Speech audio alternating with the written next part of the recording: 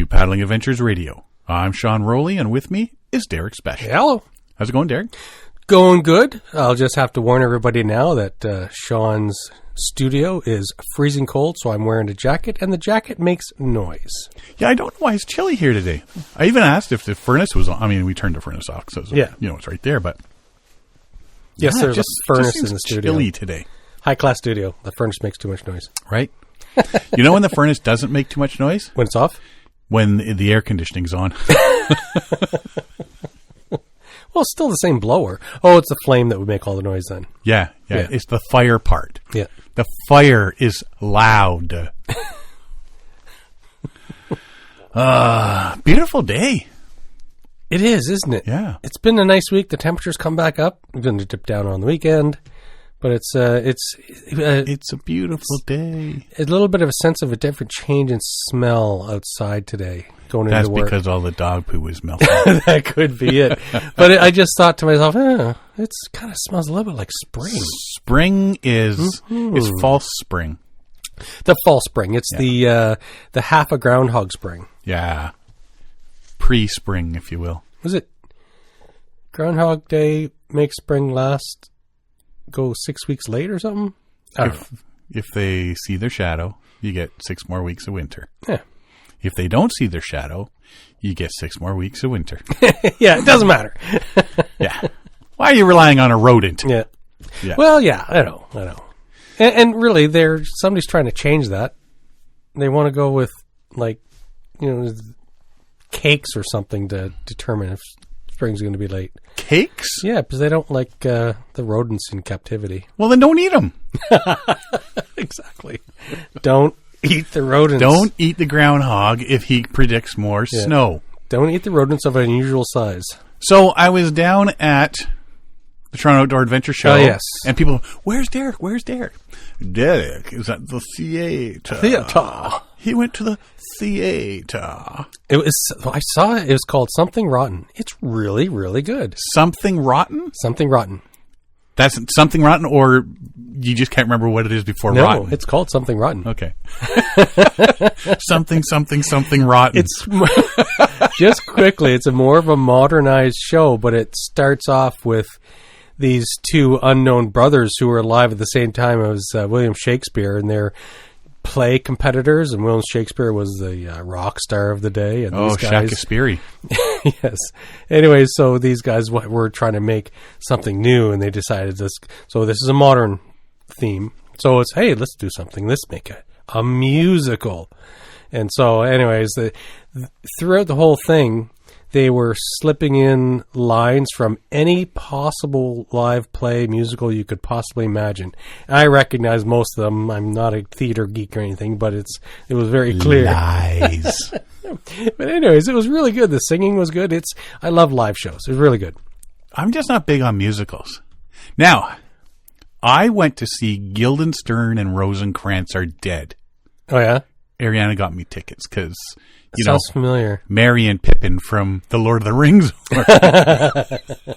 But you know what? It was actually quite good. Mm-hmm. Like, I can't go see Cats and Les Mis and all that. Yeah, I just can't sit there and listen to somebody sing and dance and whatnot. But something like Shakespeare or whatnot, I'll go watch that. One of my favorite ones growing up was Seven Brides for Seven Brothers. Yeah. So where was this theater that you went to? It's Port Hope. So Port Hope Theater, downtown Port Hope. Okay. Historical Port Hope. A lot of old buildings down there. But yeah, it's a fairly small-ish theater, over 100 years old, 150 years old, something like that. I don't know. Anyways, it's really nice. It was and it was a nice show. Good. It only opened earlier in the week, so we were one of the first to see it. It's very good. It's awesome. Excellent. Yeah, because I think that's the first time I've heard of you going to theater. Siobhan likes to go and do these things with her family, right? Right. So they go. Oh, so you're family now. They do a lot of concerts. They do a lot of live shows, and they do a lot of like Ed Mervish productions and whatever downtown. And yeah, it's pretty good. Yeah. I don't go a lot. They all go to concerts all the time. Why don't you go to concerts? I'm not a fan of concerts. No. I am going to Joan Jett and Blackhearts. I'm drawing a blank. And I was going to a concert in May. Joan Jett and she, her band or another person? Another guy. Joan Jett and another guy. Billy Idol. Oh, Billy Idol. That's right. Yeah. Who's that comedian guy that's on YouTube? He's been doing commercials. He did the commercial for it. He did all the commercials for that. That was hilarious. Yeah, it was awesome. Billy Idol apparently back in the day used to put on an awesome concert. Mm-hmm. Like I've never if he was been in to town, one, but yeah. You want to go see Billy Idol. Yeah, I am. Yeah. In May. But now, it's too late now. I'm sure it'll still be good. Oh, I'm sure. Like I was telling people, I'm going to Billy Idol. I'm sure my dreams will be broken because I've never saw him live until now when he's old and can barely sing anymore. Right. His range is very limited. It's a nice day for a white wedding. I think I got all his albums. Yeah? Yeah. Him and Iggy Pop, baby. Yeah. They were it back in the day. Good. Well, get your culture into you anyway. Get some of that culture into you. That's culture, Billy Idol's culture? Well, that and, pop culture. And get into the theater. Yeah, theater. That's a little bit of, it's going to the theater. Yeah, it's nice to go to those things once in a while. Just something out of the... But see, when it comes to live music, like I like going to the bars and seeing... like live music. Small venues, yeah. Small venue live bands. As much as I love going to, like Metallica or, something like that. Yeah. Because I got a bunch of people I know that are in the punk music scene. Okay, yeah. So I'll go watch them. And it's just like in a small venue. Mm-hmm. It's good. Yeah. It really is. Yeah. So, yeah.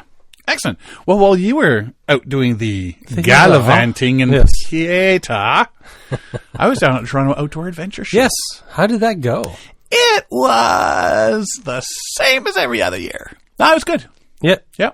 I went Saturday and Sunday. Saturday's always the quick look around, see people see people you haven't seen in a while, meet some new people, and get the meet and greets and everything out of the way. I did my presentation on Saturday, and then Sunday I went back, and it's slower, more in depth. There's not as many people, so you can stop and have more in depth conversations with the canoe people and the gear people and that sort of stuff. So, and you're not feeling like you're tying them up while somebody's standing behind you going, dude, I got questions about that stick stow. Can you move it along?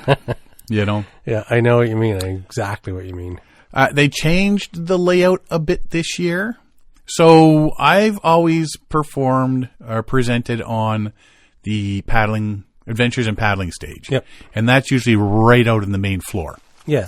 And guys like Kevin Callan are always in the big room doing the Adventures in Canada stage. Yes. And when I was looking at I think there's a lot of people on the Adventures in Canada stage that could be on the paddling stage as well. Yeah. Because there's a lot of paddling and trips and stuff like that on the adventure stage, Canada stage. So in the separate room, they seem to be the bigger crowd. And so the one when you're in the middle of the venue, it seems to be they expect it to be for the smaller crowds. But I've been there when it's standing room only, and they're 20, 30 people deep, and it's we need a bigger venue for this one. Yeah. Well, this year they switched them. Okay. So the Adventures and Paddling stage was the big room. Oh, okay. And it was holding about 150 people. And you were in there? I was in the big room. Nice. I was in the big boy room now. I'm on the big boy table. Yeah. So they just switched the two, but they did it was sort of on, it used to be on if you're looking down the hall, it was sort of on the left-hand side of the hall. Yeah. Well, this year it was on the right-hand side. Yeah. So they just moved a couple of things to the left, to the right, that sort of thing. Moved a little bit around but nothing major. Yeah, they're always. I remember them. There's always some minor changes. There's new vendors, and some vendors stopped going, and yada yada yada. I remember one year it was this whole Asian tourist something where there was China, Taiwan, and Yeah, China was there again. Yeah. Oh, we went there hoping to see Japan. Okay. Nothing. They weren't? Oh. No, just China. Mm-hmm. So, I will say that there was still some U.S. locations there. Yeah. And there was people going up and talking to them and stuff like that. Mm-hmm. So, but yeah, there's all the travel places and stuff like that take up, like maybe a quarter of just a couple of rows. Yeah.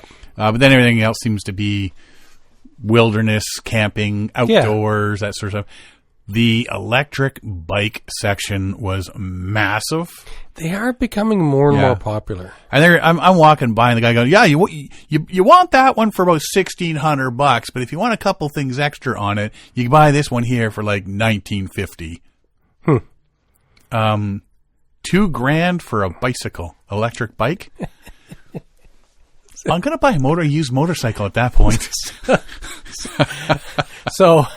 So you're going to judge me. Oh, hang on. Let me find a judging hat. You bought one, didn't you?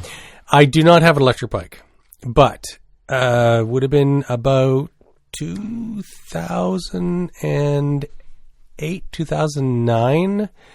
I bought the frame special. I had it shipped in from the States, Canfield Brothers frame, full suspension. And then I took it delivered to me. I dropped it off at a bike shop and had them build the bike for me with full XTR, this, that, the other components. And it was about $4,500. I still have it. It's a nice bike. I traded an old guitar for a $2,000 mountain bike. I paid like $20 for the guitar. Yeah, it was back in the day. I used to do a lot more mountain biking, but I had a couple wipeouts, dislocated shoulder, and stuff like that, and I kind of lost interest. I didn't worry about all of that. I just was. I thought this is going to be cool, get through. Yeah. But I found I preferred to walk the trails than ride them super fast. I love doing the fast stuff. We used to go to one of my favorite places was like Bromont, Quebec, and been to Blue Mountain a few times for the summer trails. And so I used to do a lot of that stuff back in the day, but my body just can't do it anymore. Yeah, rock climbing was my deal. Yeah. Rock climbing was my gig. I did rock climbing too. Yeah. Mountaineering, rock climbing, took a couple courses out west.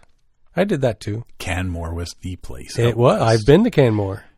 Mike from Canmore. Yeah, Canmore was the place to go. Yamnuska. Yeah. And out here we got Nemo, Rattlesnake Point, and all that on the other side. Yeah. Well, they got the big wall in Yamnuska, but the company called Yamnuska for mountaineering training. So I took a couple mountain safety courses and rescue courses, and I did a 5-day climbing course, and it was. I was all into all that stuff long time ago. Like when you were younger? Yes, when I was in my 30s. Yes. Oh, I started when I was in my early 20s. Yeah, I started late. I was busy with, I used to be in the Navy, right? The Navy. Yeah, so I didn't get it. Well, it wasn't a lot of time to do a lot of the extra things, but I did do a lot of mountaineering hiking back in the day when I was in the Navy. So I did a lot of hiking in the mountains on Vancouver Island. Yeah. No, long time ago. I think I still have my climbing gear in the closet there. I still have mine. Yeah. It's just stuff you buy you're never going to get rid of. Yeah. Right? My climbing shoes don't fit anymore. Your feet keep growing. What? Not mine. I used to wear a 7.5, 8 climbing shoe, 8.5, 9 sneaker. And now I'm starting to wear size 9.5, 10 shoes. Fat feet. No, they're not fat. They're just spreading out. Look at that guy with the fat feet. I used to also these shoes make my feet look fat. Back in the day when I did all this stuff, I used to be like a 28, 30 waist, and now I'm a 36 waist. Oh, that's just the donuts, buddy. But no, I'm all bone on the hips. My extra weight is all on the belly. It's all on my belly and my feet. I got bone on these hips. Yeah. Yeah, it used to be a consistent 182, 184. Not that anymore. No. I was going to go down to my original weight, but 8.9 wasn't not feasible. 8 pounds, 9 ounces ain't feasible. Oh, the only way I'm going to make that weight again, my birth weight, is I'll have to be a bag of cremation dust. Yeah, see? There you go. Then I'll be back to my fighting weight. Then you'll be back to your fighting weight. Anyway, there was a lot of electric bikes there this year, like a massive section of them. But yeah, a lot of the same exhibitors as previous years. Yeah. I didn't see the gutter people there. I may have totally missed them. What? Oh, the gutters. yeah, there's always gutter people selling but there was gutter a guards whole bunch of other crap. But yeah. But, Zaleo, was Zaleo back again? Nope, didn't see them. Oh, no. Didn't see Spot. Parks Canada was back. Okay. But I think they were there last year as well. Mm-hmm. But there was foodstuffs and pots and pans. They did have the big demo pool there again. Okay. Wilderness Tours. They do the whitewater rafting. Okay. They had the big whitewater raft there. They always have the big blue whitewater raft, and they put it in there a couple of times in the day, over the weekend. And one of the demo sessions is called Family Rafting for Kids. And they get a bunch of the kids that are around from the audience watching, give them a PFD, and put them in the raft. Okay. And then one of the guides goes out, and he's telling them, and of course, there's somebody standing on the side with a microphone saying, and here's what they're going to do now, and here's what they're showing, and here's what the kids are going to do. Surprise us! Yeah. And I don't know who owns that little kid in the front. He's about to get a paddle upside the head. But no, so when he's okay, now watch. This is how they work together as a team to turn the raft, and then the guy that's in the boat with them is telling them, "You guys paddle this way, you guys paddle this way," and the whole raft in the middle of the pool just turns, nice. and they go forward and they go backwards and all this stuff, but the kids are just having an absolute blast. Oh, it would be, eh? Right? So, and that's like, every kid I saw in the raft looked like they were just having a blast. And it's a great way to get the kids interested in paddling. And if the parents are into it, then there's going to be a lot of people heading out on the water this year to do some whitewater rafting. Because, that's how it starts, right? Oh, yeah. You just get out there and, they had fun doing that. Can we go do that for real this summer? Mm-hmm. And then they realize that it's not a pool and it's whitewater and there's rocks and there's drowning involved and, the water's cold. It's cold. It's not planned. It's not. Can we get out here? Yeah. There was kayak and canoe demos as well. And again, it's cool to see some of the experienced paddlers put on a show in the pool. Like they do the rolls or they're doing the turning in the middle of the pool, and they're saying, they're watching how their pool, their kayak paddle goes in a sort of like a C arc. Yeah. And they're doing it slowly because if you do it too fast, you're going to gain forward momentum. Yeah. And then you do the other one and the other one, and you slowly turn right on the spot as opposed to trying to do a big loop like I always do because, I'm a much better canoe paddler than a kayak paddler. But again, everybody's sitting there watching, and sometimes it sparks that interest in people thinking, hey, I bet I could do that. And then they go and take a course, and they realize, yes, you can do that. So it's cool to see that. There was some new people there as well. I found this one, Campa, C-A-M-P-A. It was 3 girls that had just launched this company, gear rental for camping. And it's free delivery within the GTA. But they have, one of the packets they have is Solo Explorer. Basically, it's $100 a night.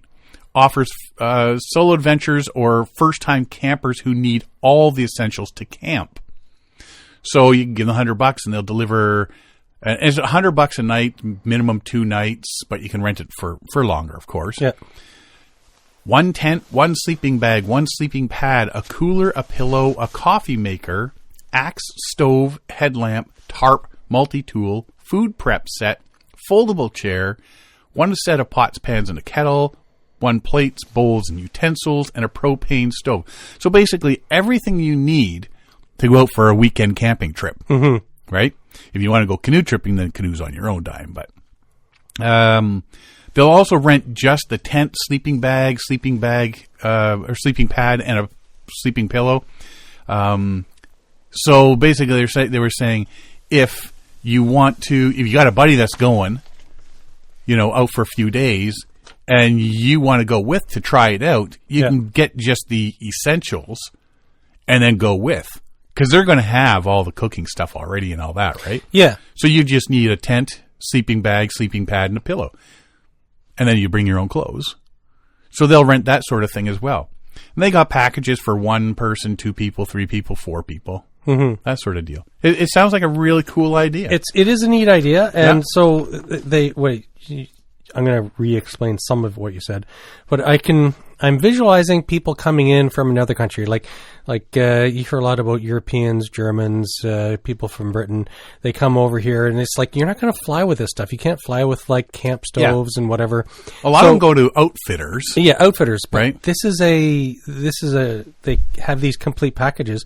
So there's what looks like, so the essential packages is like you're going to basically be doing car camping. Yeah.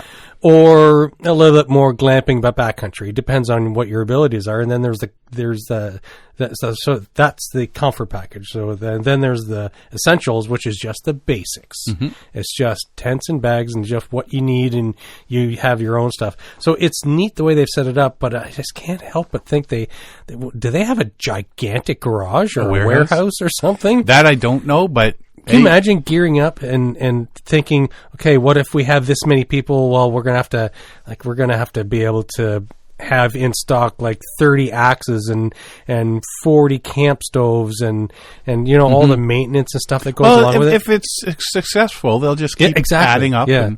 And, maybe they've already got a whole bunch of stuff that was been donated or it's whatever. Very right? neat. It's a very neat business idea. Now, normally you'd have an outfitter like AO or Algonquin Outfitters or something who would supply this stuff. Yeah. If you're going to a place where there is an outfitter. Exactly. There's not always, if you're not going to Algonquin, you want to stick closer to Toronto, and there's no outfitter, then you go to them, you grab your gear, and then you camp somewhere close by. Exactly. Right? Because there's not always a big outfitter to supply everything nearby. So if this is right in Toronto, then that's awesome. Hopefully it takes off. Yeah. And, rentcampa.com, RENT, Campa, CAMPA.com. Go check them out and see what they're offering. But it sounds pretty cool. Mm-hmm. You get people out there, and that's the whole thing. I found a lot of that, and it's funny because I'll talk about my presentation in a minute. But I found there was a lot of booths that I visited and talking to people who their big concern is getting people outdoors. Getting them into the backcountry, getting them into, in nature in general. Their concern or their goal? Their goal. Their goal, yeah. Well, goal, concern. They're concerned about getting it done. It's a driving concern. It's a driving concern. Overriding concern. Got to get people out there. I talked to Wabakimi Outfitters and Friends of Wabakimi. Had a chit-chats with them while I was there. At the show, yes. Wabakimi seems to me, in my opinion, the next logical step for people after Temagami. Because the people that used to go to Algonquin Park tend to be heading to bigger and better and Killarney, so like Killarney, Temagami, and you're starting to get north of that. That seems to be the next logical step is head up towards Thunder Bay and get into Wabakimi. Yeah. You can paddle in, take the train in, fly in. There's a lot of options on how to get into there and get out. Now, a friend of ours is supposed to be heading up this summer. You've been there in a group, and we have another friend nearby that lives near me that has done it solo. So I'm thinking at the end of the summer, probably September, if we get the 3 of you together and have a little chit-chat on tripping in Wabakimi from 3 different trips, 3 different perspectives. Yeah. I think that'll be kind of cool to do something like that. Yeah, that'd be interesting. Yeah, because every trip's going to be different, right? I don't think anybody except you guys wimped out because of the bugs and stayed a night in it was a luxury opportunity. It wasn't bugs. It was they had a spare cabin, so we rented it. We rented a cabin on the day before we went in, and we rented a cabin when we finished. Wasn't there one in the middle of that trip somewhere? Oh, yes, there was. Oh, how conveniently forgotten. So that one, you are correct. We were escaping the bugs for that. Yes. So the other one, it was like we were packing gear. It's like, hey, do you get a spare cabin? Yeah, we got one. But no, the other one on Whitewater Lake in the center of the universe. And the bugs were bad. No, they were incredibly bad. So the outfitter was saying that like over the years, there've been lower and lower water levels on Whitewater Lake, and he explained the whole situation to us because when we got to him and rented a cabin on the beach there, we said, "What's going on with the mosquitoes, the bugs, the black flies?" He goes, "Well, let me explain." So he said that the mosquitoes the black flies, mosquitoes and so on will lay eggs, and then it'd be drier the next year and lay eggs at a lower level so as the water levels are dropping, he said they've had a couple years of drought.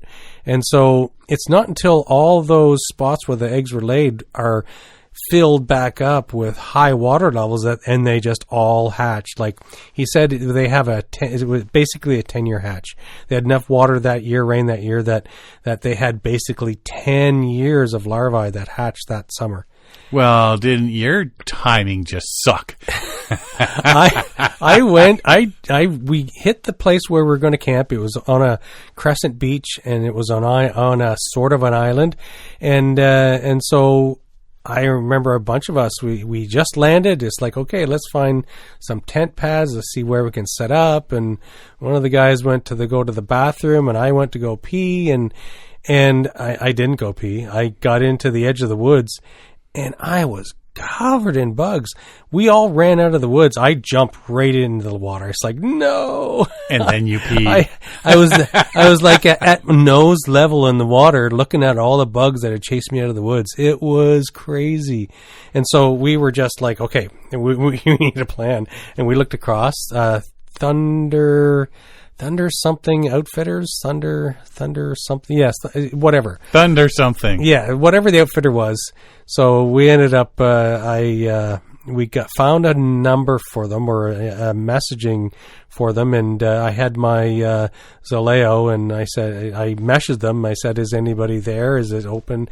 We paddled across, went to talk to them. And there was, I think we were the only people there at the time, except for this kid who was running the camp. And so by satellite, and I used the Zaleo to send my credit card number, and boom, we had a cabin. So, and they said, well, hey, with the cabin comes a couple boats. So if you guys want to go fishing, so we had like 12-foot aluminum fishing boats with motors, and we went and ripped around and did some fishing. Took a vacation from your vacation. It was a vacation from the vacation. Yes. It was amazing. It was like we had a stove and fridge, and it was like and then Derek sold his canoe and bought a boat. No, it was really weird. Like we weren't even expecting it. It just happened. It was just circumstances provided, right? So it was really neat. It was we were right on a beach in a cabin, backcountry. And so the stoves were propane, the fridges were propane, and he did have a generator that supplied limited power to we had some lighting and hot showers. Wow. Yeah. You were on a canoe trip, you say? Yeah, it was you can see why I don't believe you. So it was Wabakimi. It was a 10-plus day. It was a 10-day. It was quite a few days in, and so it was just about... I think to get out, we're like another 3 days out from that point. So right in the middle of it, and we was like, this is amazing. When in Rome. It was really nice. Bunch of whiny babies. It was wild. Yeah, so the canoes stayed on the beach, and we went out in the aluminum save some wear and tear on your boats. Exactly. Yeah. Caught a lot of fish. Yeah, it was nice. Well, so in September, if it all works out, maybe sit down the three of you and record a little thing about Wabakimi and why you should go, and the goods, the bads, the things you wish you would have done, that sort of thing. Yes, absolutely. There were a number of outfitters and trip planners at the show. There were foreign destination booths, the diving section, like I say, the biking section. There was gear to peruse. Lots of gear, including our friends over at Canadian Outdoor Equipment Company, Recreational Barrel Works, outdoor oriented jet. I found out something about jet boils. Oh, did you? Oh, this kind of ticked me off. They have stoves? They have stoves. No. So Trace and I just use our jet boil. We got the jet boil flash. Mm-hmm. And it's enough for 2 coffees and 2 oatmeals in the morning. Okay. Right? And the guy sold me the little thing you put on top so you can cook on top of it with a frying pan. Mm-hmm. Doesn't matter what I do, everything just burns the minute I put that frying pan on. Yeah. So I was sitting there looking at I asked him if he could get the bigger sumo pot because it holds more, like almost 2 liters instead of 1 liter of water. And he goes, no, it doesn't fit on. You've got to buy the whole thing. You can't just buy the pot. Yeah. You got to buy the burner and everything. And because it's a different, type of burner in that. I said, what do you mean? So apparently there are 3 categories of jet boils. Okay. The fast boil, the precision cook, and the base camp. The reason, and I talked to the guy, he said, like, everything I put on that frying pan just burns. There's nothing I can do. Oh, well, you can't cook on that. It's just for boiling water. It's high heat. It doesn't have a simmer. It's just, well, you turn it down low. Yeah. Right? You can turn it down low. But it just still produces so much heat. But, well, that's the thing. And he goes, no. Dude should not have sold you that because you cannot cook on the one you've got. Yeah. You need the next model up, which is another, like, I'm not spending like another $200 bucks. They're expensive, eh? So it's like, whatever. Anyway, I didn't realize that. Nobody said anything to me when I was looking at the jet boils. I was looking for, at the time saying, oh, that's something different than bringing my MSR Whisper Light all the time. And I mean, the majority of the time I'm just cooking over the fire anyway, right? Like 9 times out of 10. So yeah, I was not aware of that. So learned something new for sure. You had that maple one. So I do have the maple one, and it works really well. I bought a second one because the first one broke. Yeah. But for any of them, when I do fry them or like I have a pan on them, I found I can't even remember where I found it, but it's a simmer plate. It's just like a round corrugated type sheet of metal with a little wire stand that sits on it in holes. And so the heat hits the plate and the plate turns red hot. And so basically it transfers the heat from the plate. So it's not direct heat onto the frying pan. So because I always get frustrated because if you're making a freeze dried something or like a lot of I use sidekicks a lot. Right. And so you have to simmer for about 7 or 8 minutes after it's boiled. And you can't simmer on a lot of stoves unless you have some kind of simmer plate to deflect the heat. So it's basically low. And there's not too many stoves that I used to have a Peak 1 Coleman stove. That thing was amazing.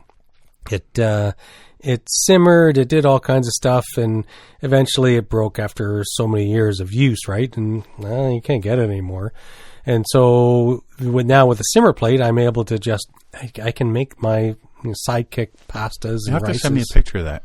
The Peak one? No, the simmer plate. Yeah, I'll do that. Yeah. See if I can go pick one up and see if it works on the jet boil. Yeah, I don't remember. I don't cook often on so when we're going out on a long trip and there's a chance we're going to have to cook over a stove, I will bring my Whisper Light still. Yeah. But if I don't have to bring 2 stoves, why am I going to bring 2 stoves? Yeah, I know. Right? Yeah. So anyway, that was just a little educational thingy I found out. Yeah, I never knew that either. That's fast boil, precision cook, and base camp. So fast boil is basically what I have. I've got a jet boil and a maple whatever, and the one I have is a fast boil for and so it boils water in like less than 3 minutes. Oh yeah.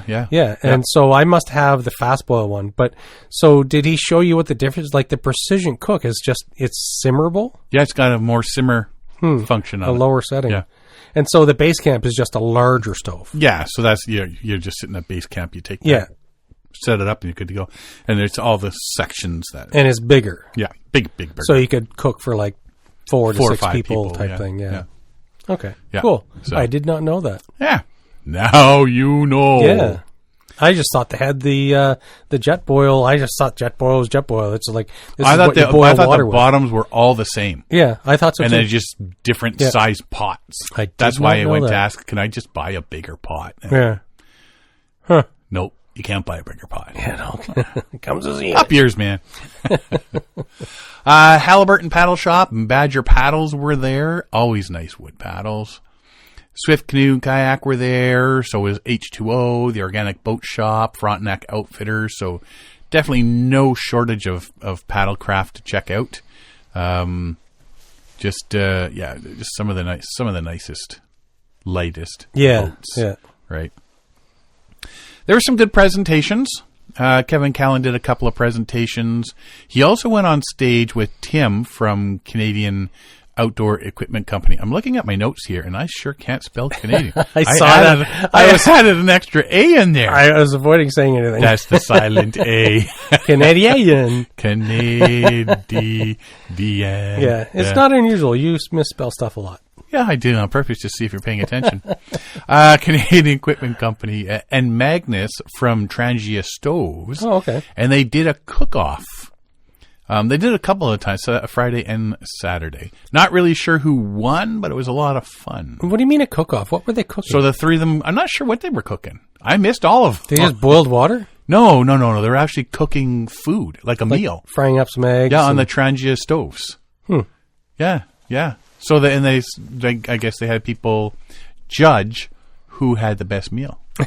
Who had the best technique? Who had the best food? There's a lot of joking and whatnot going on. Tim usually wins stuff like that when him and Kevin do the food thingies, but Magnus may have won these ones. But like I say, with Tim says everybody's a winner.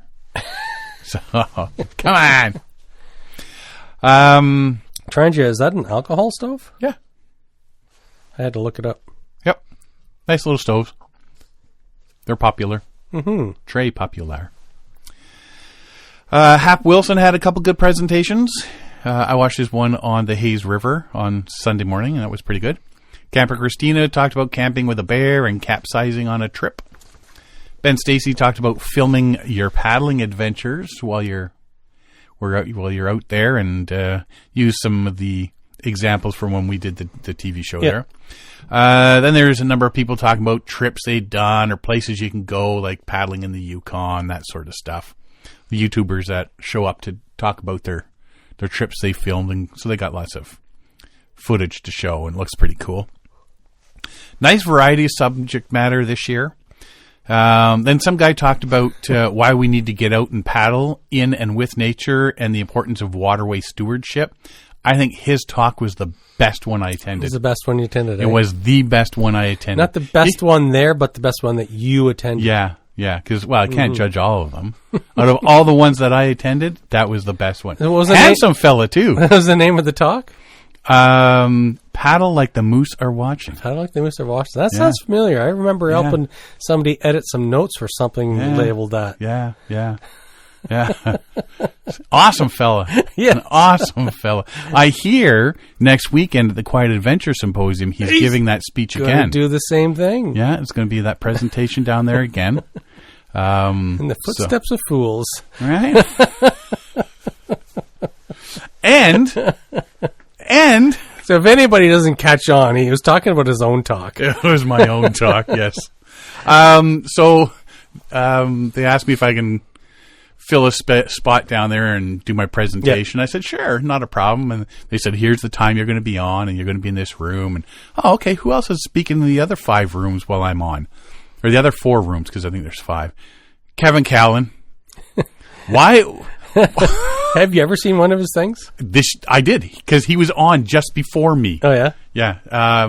He put a little video out there, and I said, yeah, you're my opening act. Way to go, Kevin. Good job, buddy. You're going places, kid. Yeah. It just, for some reason, we're always on at the same time. So I never get to see his presentation. Or at the Quiet Adventure Symposium, we're always recording in our booth. Yeah. So I don't get to see any of his stuff there either, exactly. Right? All in all, at the end of the day, 2 days, well, 3 days, but the 2 days I was down at the Toronto Outdoor Adventure Show. Good time. Mm-hmm. Good time was had. Tracy came with me on the Saturday. Okay, right on. Bought some stuff. And did she watch your talk? Yes. She wasted her time, did she? She did. She sat at the front and yelled out, "What a load of crap!" I think she tried throwing a few things at me. Sean filters his water through a moose. You know what, though? Like, there was a lot of people that came up afterwards and while I was out on the floor again, and they said, like, that presentation really resonated with them. Did anybody video it? I don't know if they did or not. I didn't. I never saw it. I saw the text. Yeah, but so I just didn't read it all and pretend I'm saying it. Just listen, pretend it's my voice saying it. Pretend there's some stupid jokes involved. Yeah. Yeah. I mean, what more do you want? No, it was nice to get the feedback, and I met a lot of our listeners while I was down there too. A lot of them come up and say, "Hey, I listen to your show." Mm-hmm. That's always cool. That's always cool. Yeah. And actually, I was talking about the project I'm doing this summer, paddling on weekends. Oh, yes. And I've talked to a couple people and said, "Hey, if you guys have any good paddling areas, send me a message. Yeah. And if we go and do them, then we'll drop you a message and say, hey, yeah, come paddle notes from the field, ground source information for people who have favorite areas that are significant, because there's a lot of stuff that we don't know that's out there, because I'm always looking for ideas as well, because there's once in a while you come across somebody and say, hey, you ever paddled here? Or this is what you could see. It's like, I never knew about that place. Yeah. And so it's nice when people can come forward and say, hey, you've got to paddle this location. Yeah. Do it at dusk. Do it at dawn. It's really nice in the rain and whatever, right? And I've also said you can come with us, because if things go bad, I'm dragging you down with me. Exactly. So that'll be good. Yeah.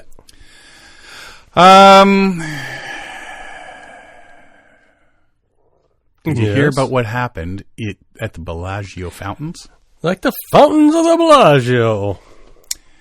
Metro police arrested a man kayaking in the Bellagio fountains during a protest against President Donald Trump. So, I don't know what that has to do with the protesting. Several people protested on the Las Vegas Strip as part of a national Not My President's Day rally. Officers arrested Trenton Barnes on charges including trespass and disorderly conduct. Officers saw Barnes in a kayak in the water and holding up a sign. Officers said staff at the Bellagio tried repeatedly to remove him from the water. He eventually paddled toward the edge of the fountains. The officers took him into custody. Because the charges are misdemeanors, the judge released Barnes without having him post bond. It's not immediately clear Wednesday, when it just happened there last week, if police made any other arrests during the protest. The photo from the incident show a man holding up a sign promoting cryptocurrency. Barnes was holding a sign related to the Trump protest. So this wasn't a spur of the moment thing. I'm thinking not, because you don't have a kayak in your back pocket. Hey, I know what I'll do. Hey, I'm going down to the Bellagio. He loaded a kayak on the roof of his car, drove into Vegas. Yep. If anybody's looking for me, I'm going into town. Why? No reason.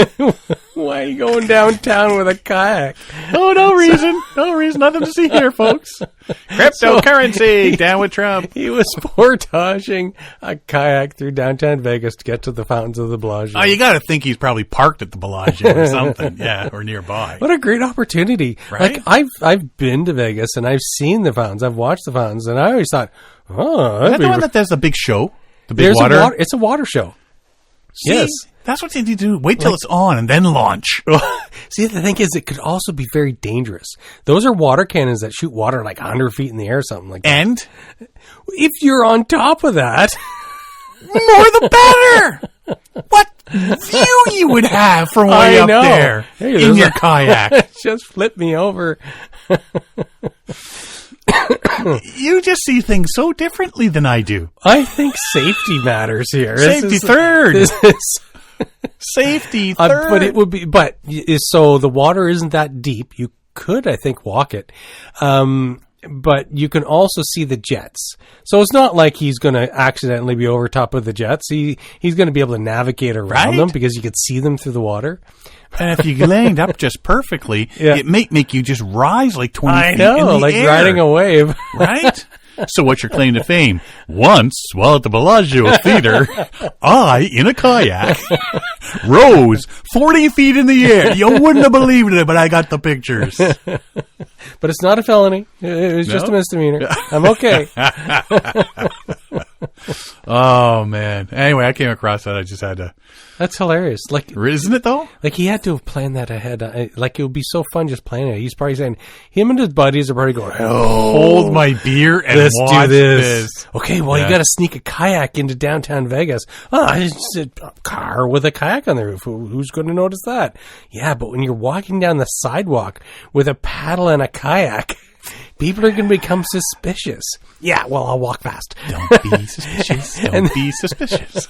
The police will be distracted because of the protests. Right. I'll be able to slip into the Bellagio pool. Oh, that's awesome. That'd be a nice paddle. It's a huge. It's like a couple acres of water. Like, do you know how many places, when you start to think about it, how many places there are in North America that you're not allowed to paddle? Like places like that, like even Central Park. Yeah, there's those 10 lakes or whatever it is. There's a couple that you can paddle. You can rent kayaks or canoes. Yeah, but in the middle of the night, you're not allowed to. I'm not American, so I can't remember some of these things. But do you know the Washington Monument and the reflecting pool? Reflecting pool there. So you're not allowed in that water. And I saw a video recently. There was the people were trying to. Had skates on, and they were trying to play hockey on. Is it called a reflecting pool? What is it? Whatever it's called. It's near the Washington Monument. Anyways, a Black Hawk helicopter whooshed over them and blew them off the ice. And really, get off the ice! You're not allowed on that surface. It's disrespectful and so on, right? So, but there's a whole bunch of places like the Bellagio Fountain. Yeah. But even downtown Toronto, remember we talked about the heart-shaped pool, that pool that they got down there now. The guy was in the rubber raft. Yeah. I mean, there's got to be some Guinness World Book of Records. Yeah. Most illegal places to paddle. Exactly. In the middle of cities. And there's some that, like, I would never do Niagara Falls. Yeah. Well, if you did it, you'd only do it once. Chances are only once. Only once. Did you? I sent you a video of a guy using a pack raft down a giant waterfall. Did you see that I sent today? Yeah. It's like, whoa. Well, they waited for all the water to be high. Yeah, so they waited for high water flow, high CFS, CFM, CF whatever. And so it says like the guy disappeared, but he came out of the bottom of that waterfall in the pack raft, upside right, with his paddle. Next up, Niagara Falls. He'll do it at least once. Yeah. Anyway, moving on. Yes. With the focus on increased media visibility moving forward and the long-term goal of winning an Olympic gold medal, the Brazilian Canoeing Federation, CBCA, has taken a significant step towards... What's the A? I don't know. Brazilian Canoeing Confederation, CBCA. Did you misspell it? Nope. I did not misspell it because it was all through the article. Anyway, taking a significant step towards gender equality by establishing the Coordination of Women in Sport. We've been talking about how slowly a lot of water sports are starting to get more, even with prize money at different events. So yes, becoming equal. So equal prize money, equal opportunity, and stuff like that. So and you're seeing a lot more interest in various women's sports, like WNBA with Caitlin Clark. Like that's just exploded, right? Yeah. Women's hockey. Yes, they got the women's league now, right? League. Spearheaded by Vice President Luciana Costa, the initiative aims to enhance female representation across various roles in the discipline, including athletes, coaches, referees, and administrators, key focus of the project is increasing media visibility for women's canoeing at both national and international levels. One of the biggest challenges for women in sport is gender prejudice, which has historically been shaped to be predominantly male space. We want to train, support even more coaches, referees, and managers in canoeing.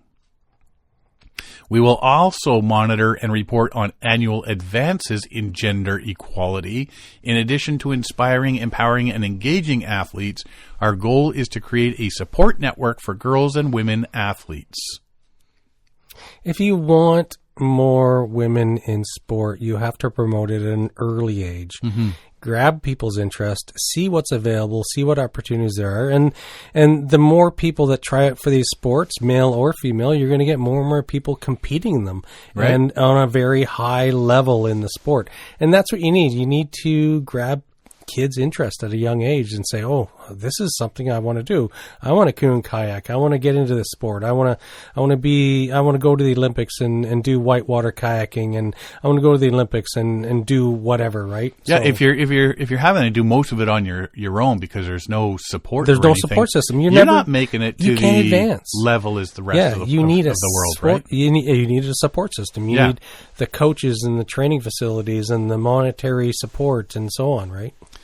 Reflecting on the challenges she encountered as an athlete, Costa emphasized that the initiative will work to enhance the support and infrastructure available to women at national competitions. Additionally, the group will be instrumental in assisting clubs in creating better conditions to help athletes reach their full potential. The CBCA coordination will align its efforts with the Women in Sports Commission established by the Brazilian Olympic Committee in 2022. I want to see a Brazilian woman climb the podium and win the long-awaited Olympic medal, Costa added. I want to leave the legacy of dreaming so that dreams never fade and so that each one follows in search of their goals without giving up, no matter how big the obstacle is.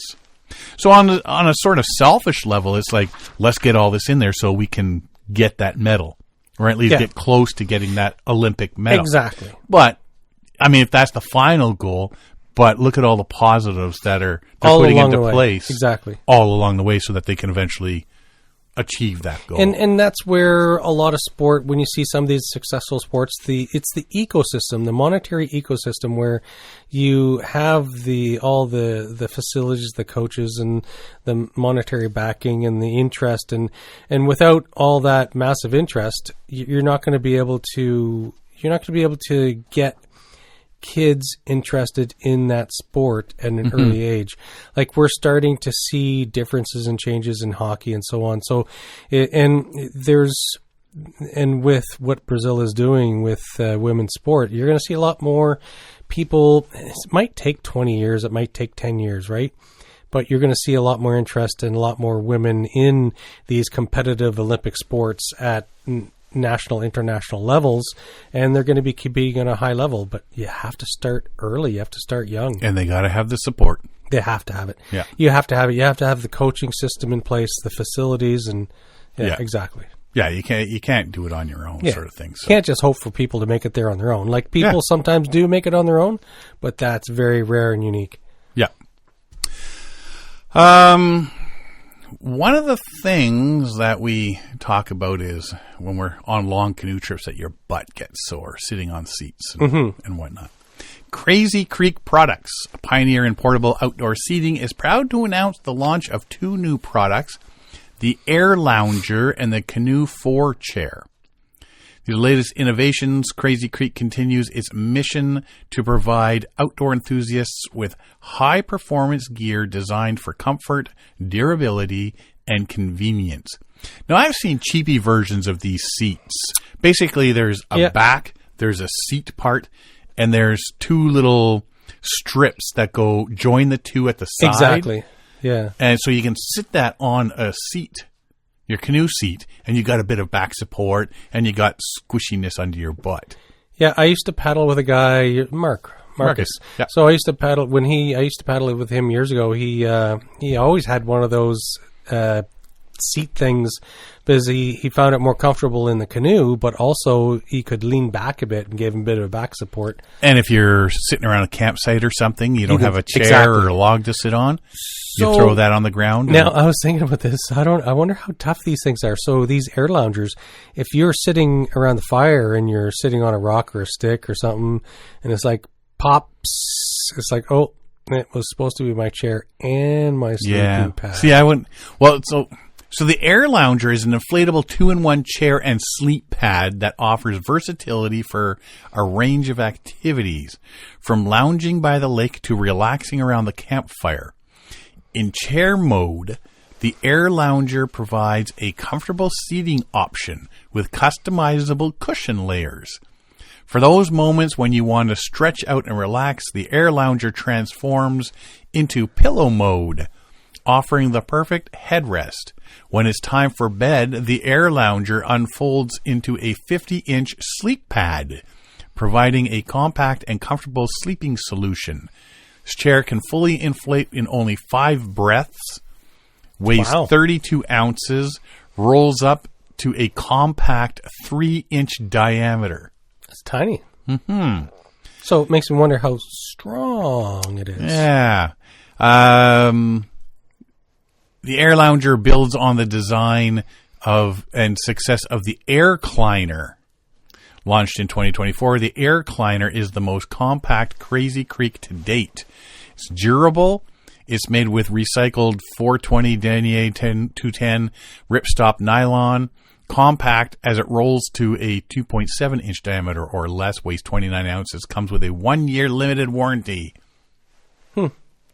So it's a chair that folds out into a sleeping pad. Sleeping pad, so chair, pillow. You have it as a chair in your canoe, then you have it as a chair while you're sitting eating your shore lunch, and then you fold it out for your afternoon nap.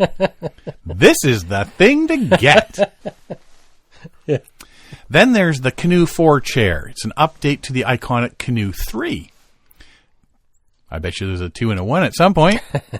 Trusted by canoe fans across North America and Europe for over 20 years, designed with feedback from customers and retailers, the Canoe IV chair offers several key improvements, enhancing both comfort and durability. The chair provides a low-profile Crazy Creek wing design, multi-foam layer bottom cushion, drain holes to eliminate puddling. Canoe IV also has a strap system to securely attach it to any canoe, making it ideal for long days on the water. For ease of transport, the chair folds flat, and the side straps ensure easy storage and portability, allowing for effortless carrying wherever your ventures take you. So if it's sitting on attached to your seat, then when you go to portage, you can just fold it down to you don't even have to remove it, right? Yeah. Canoe IV weighs 36 ounces, and the seat back measures 16.5 inches tall by 15.5 inches wide, while the seat bottom is 10.5 inches deep by 15.5 inches wide. So they say it's foam filled? Did they say that? Yeah. So this is what sounds like what Marcus used multi-foam layer foam cushion, bottom cushion. Yeah, that's what. Yeah, this sounds like more like what Marcus had. Yeah. Both the AirLounger and Canoe IV are built to last. Made with PFAS-free water-repellent coating and ripstop nylon. Durable TPU waterproof coated fabric with welded seams, ensuring it performs in any weather. We're always looking for ways to improve our products to meet needs of our customers, says Carson Bagby, co-owner of Crazy Creek. The AirLounger and Canoe IV chair reflect our commitment to innovation and quality. We know that comfort is key for a good outdoor experience, and we're proud to offer 2 new products that provide unmatched versatility, durability, and convenience.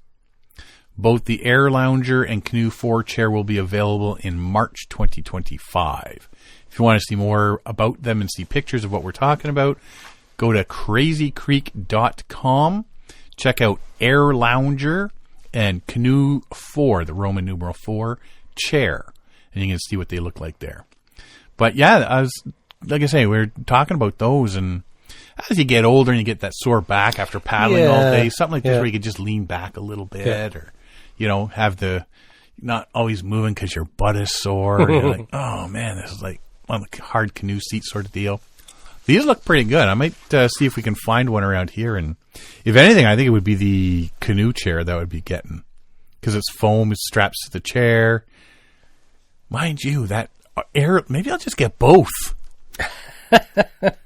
Which one do you get? Do you get the AirLounger or the Canoe IV chair? I don't know. Do you want one that turns into a bed? Or do you want one that's just comfy on your butt and sticks to your canoe seat? Or you get one that you can turn into a bed while you're paddling. Just fun never ends. Yeah, I can see I'm looking at them on the website now. Ooh. Yeah, the AirLounger is completely sold out. Good luck. For now. Yeah. But they're not on sale yet. Like, they're supposed to be available in March. Yes. So I wonder if that's just pre-order. Maybe. If they're sold out already, they got to be making more. So yeah. And that's just from Crazy Creek. Yeah. Cool. Right on. Yeah. So this is, I don't think I'm at the point now where I need that. I'm not that old. If anything, it's just getting padding for your butt. Well, for either the AirLounger or the Canoe IV, it's I don't know, if for sitting around camp, if you don't want to carry like a folding chair or like the any of those ultralight chair like things, Helionox sort of deal. That you have to build. It's a simple form if you're going to try and go as light as possible because you can sit on it in the canoe and around camp. So yeah. And I mean, it's just 39 ounces sort of deal. It's not that heavy. Not a lot of weight. You're not adding weight. No. So in the foamy one, if you keep it attached to the canoe pretty much, then it's just portages and attached to the canoe. It's not like it's taking up pack weight. Right? Yeah. Mm-hmm. Things that make you go, Exactly. Or things to add to the must-buy list. That's a hard decision, though, which one you get. Oh, they even have a high-backed canoe chair. It's called the Longback. Yes. Interesting. The AirCliner. Yeah. That sounds grand. Fritz T. Sprandel has died at the age of 80. What's the segue? How do you segue into this? I didn't. I just went. I know. I just went there. You know what he could use? A chair. You know, I'm sitting around a camp all day long or standing and doing work around the camp. My back is killing me. Speaking of killing me, Fritz T. Sprandel has died at the age of 80. Who, you ask? He wrote the book Adventure on a Dare. In 1970, Fritz Sprandel accepted a dare that he couldn't paddle from a canoe from New York City down the East Coast, through the Panama Canal, and up to Los Angeles. There was beer involved, I'm sure. Although he had only ever paddled a canoe in summer camp and was at the time a functioning alcoholic. Oh, there you go. He let his capricious nature take over and he took off with a dime in his pocket, a carton of Camels, and a bottle of whiskey and a 6-pack of beer. After a series of adventures along the way, he found himself in the Gulf of Mexico, turned around in a storm, and headed for a lighthouse where his canoe was immediately swarmed with Cuban soldiers who took him for a spy and had him incarcerated with members of the Black Panthers. Now remember, this was back in the 1970s. This was in 1970. Right? Now, there was a couple things that it's hard to find a lot of information on this. Like, but you got his books. He's got several books. Well, he's got the book. Yeah. But, I mean, outside of the books, sort of like, hey, here's a little Here's some biography. details. Yeah. Yeah. So, there's some that say it wasn't a storm. He was either hit by a pod of dolphins or whales that knocked him off. Oh. Right, and damaged his boat, so that's why he ended up in Cuba. And there's some, they said that because he was by himself, yet he had 2 sleeping bags and 2 life jackets, and like he had spare things just in case. And there was 2 seats in the canoe. Then where's the other person you were with? Yeah. That's why they figured they were spying. Adventure on a Dare is the first in a series of true life accounts describing Fritz Sprandel's journey into himself, in which he discovers his capricious nature and raises questions about the nature of faith.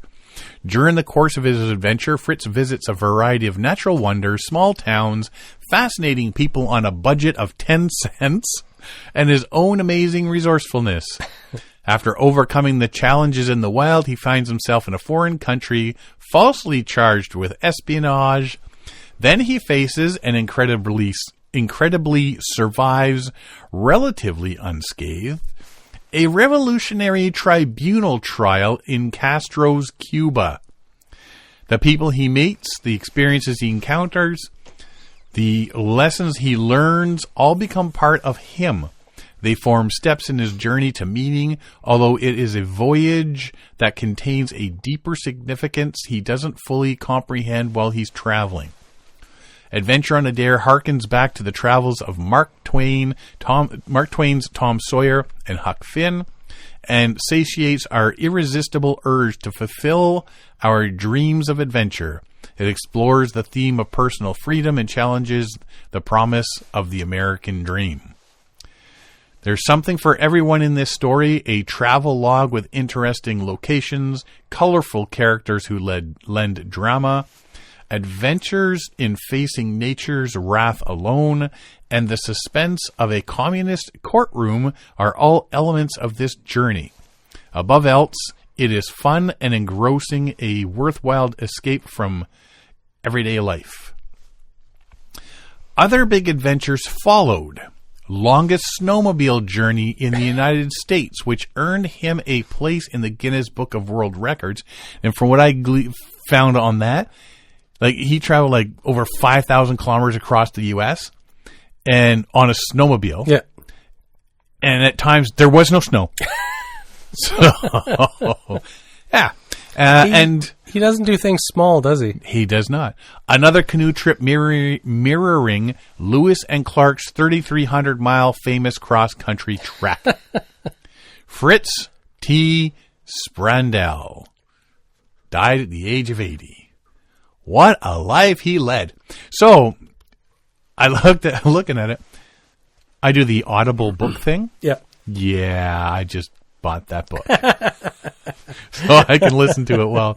It's only like a 5-hour book. So I can listen to that a day at work. So how many books does he have? He has 3 books? One for... See, I thought there was 3, one on each of these things. But when you look for his books, there is only the one book. No, I saw the one for the Skidoo. Did you see a book for the Skidoo? Okay, I didn't see the book on the Skidoo. The only one I've come across, and is everywhere, is Adventure on a Dare. But, yeah. Wow. Yeah, this guy does not go small. It's just like the initial trip. Like, I don't even know that they'd let you take a small craft through the... It was the 70s. Yeah, maybe it might have been different back then. Do whatever you want in the 70s. I mean, hey, hippies and all, right? Yeah. Anyway, I just saw that. I'm looking for stuff on paddling. Why does this guy come up? Yeah. Wow. Holy smokers. Look at this guy. He went through the pad. But yeah, he didn't actually get that far by the sounds of it. He just got as far as Cuba. Yeah. That's amazing. Bond. James Bond. Oh, exactly. Fritz T. Sprandel. Yeah, so I can see he's got this. I'm looking on Amazon. So he's got, some of them are by him, some are ghost written. So Doug Cameron, along with Sprandel, made the book The Heart of an Adventure. Sprandel wrote Adventure on a Dare as well. Doug Cameron helped him write or ghost wrote The Snowmobiling Across America, a Fritz Sprandel adventure. Okay, maybe that's why I wasn't finding it, because it's with somebody else. Yeah, so if you look up Doug Cameron, it comes up with 2 other books. Cool. Yeah. One of the other things I did find was that there are certain people hoping they make that into a movie. That would be interesting. Right? Mm-hmm. Talk about it good. It would be an interesting story. I think it would be portrayed very well on the small screen. I don't know if they would make it. I don't think it would make it like a big screen. No, but small screen definitely. But definitely, yeah, like a Netflix thing. Mm-hmm. That'd be kind of cool to see that kind of movie. But anyway. Very cool. Very interesting. That's all I got this week. You got anything? I've got nothing to add. I got nothing. Well, hopefully this mild weather continues for a little bit. And, it's going to drop down to -11, -12 on the weekend. well, hopefully no more snow at least. Because Supposed right to now... snow Thursday, the day this podcast comes out. But only 4 centimeters. Yeah, because so much snow, people are letting their dogs do their business right on the sidewalks and not cleaning up, which is thoroughly disgusting. And if I see anybody doing that, it'll be the last time I see any of it. But Athena goes jumping through the snow, rolls in the snow to flatten it down, and then stands and does her business. There's only so many spots she can do that in before she starts rolling in her own poo. Oh, no, on our walks. Oh, on the walk. Oh, yeah, when we're walking. She'll go into somebody's lawn and then start rolling around till it flattens it all down, and then she'll stand up, look at you, and then squat. Yeah. It's like, well, good plan, dog. Look at me. I'm about to poo. My dog is a genius. I think. Yeah. I'm not sure yet. I'll get back to you on that. Alrighty. Well, if you want to find more about us, you can find us at paddlingadventuresradio.com. We're on Facebook, Instagram, and YouTube. You can download or stream our episodes on iTunes, Apple Podcasts, Spotify, Podbean, iHeartRadio, Amazon Music, Player FM, and all your favorite podcast downloading sites. Or you can just go to the episode page at paddlingadventuresradio.com and you can stream or download all of our episodes there. Easy peasy. If you enjoy the podcast, please share it with friends, family, and fellow paddlers. I want to thank everybody for listening this week. I'm Sean Rowley. And I'm Derek Specht. We'll see you next time.